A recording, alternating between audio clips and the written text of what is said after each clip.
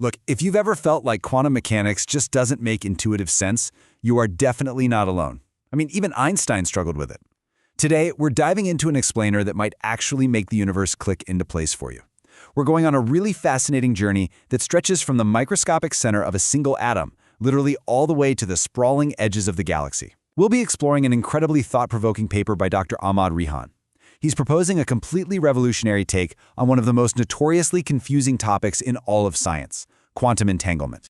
For decades, ever since Einstein famously called it spooky action at a distance, entanglement has been treated as this weird passive correlation. We've basically been taught that measuring one particle instantly determines the state of its distant partner, which totally defies classical causality, and, we just kind of have to accept it. But reading through Dr. Rihan's framework, this wild what-if emerges. What if it isn't just a spooky math quirk at all?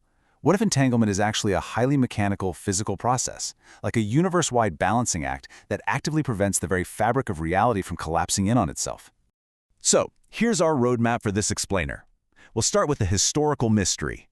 Check out the universal balancer, zoom inside the atomic orbit, tackle the math of Gaussian surfaces, and finally, scale up from molecules to galaxies.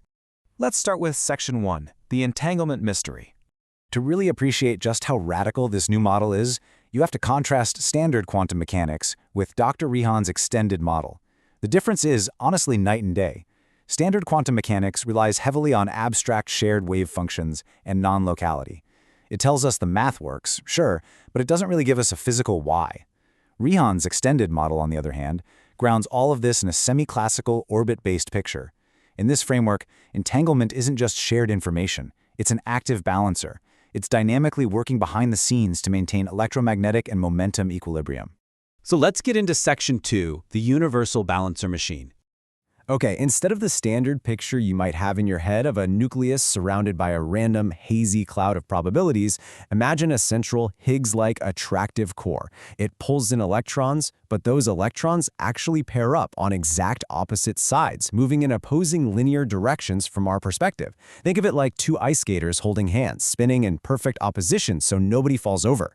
Because they're moving exactly opposite to one another, each electron is basically acting as a virtual counterparticle to its partner. You can kind of visualize it as a pizza slice model of the atom. The charges aren't just roaming around randomly, they occupy strict slices of the orbital pie. This spacing is absolutely crucial because it ensures the particles and their momenta remain spread out and perfectly opposed.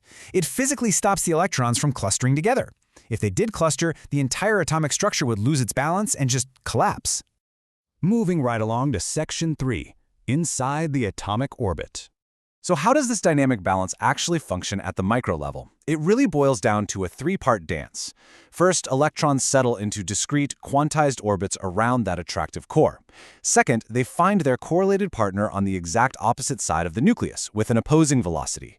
And third, and this is the real magic key, their Gaussian surfaces entangle. This is what permanently links them together to ensure perfect ongoing balance.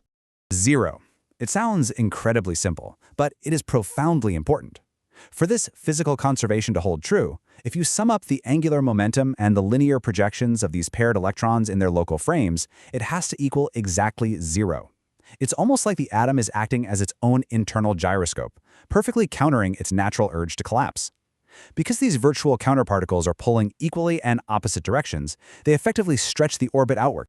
Which brings us to Section 4, Math of Gaussian Surfaces. Now, if the math sounds a bit intimidating, don't worry. Just picture an invisible bubble drawn around a charge. In standard physics, this Gaussian surface is essentially just a math trick rooted in Gauss's law to help us measure the flux of an electric field. But what Rihan's model does is promote these surfaces from a mere math trick to the actual physical mediators of entanglement. What's great is that this model is incredibly flexible when dealing with different physical states.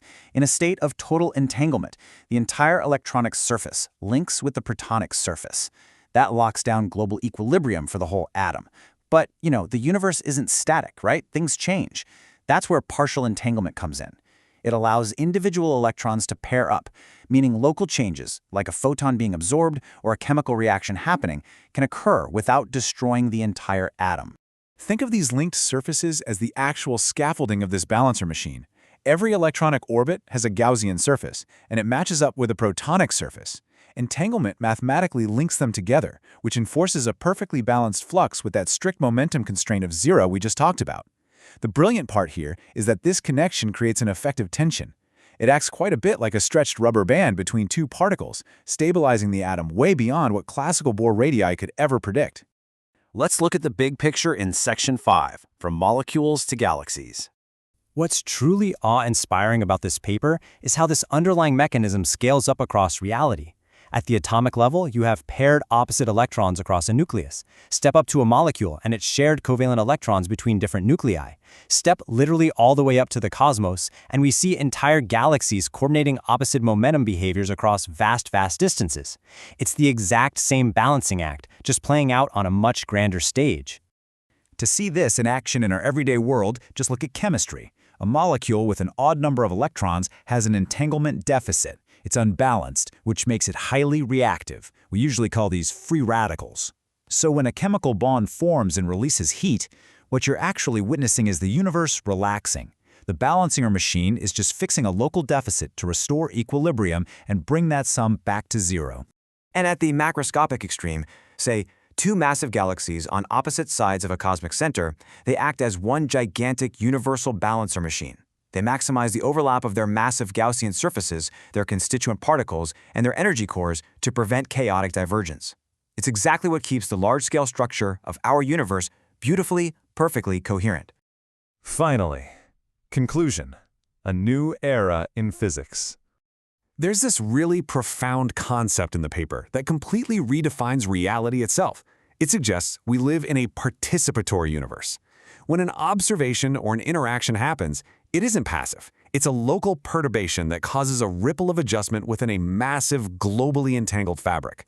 So, that weird non-locality we observe, it isn't some strange, faster-than-light signaling. It is simply the universe constantly maintaining its equilibrium in real time. So I'll leave you with this to ponder. By wedding Bohr's classical orbits with Gauss's math and the undeniable truth of quantum non-separation, are we finally entering an intuitive era for understanding the cosmos?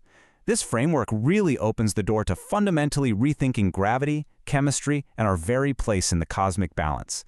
Thanks so much for joining me for this explainer. Keep questioning the universe.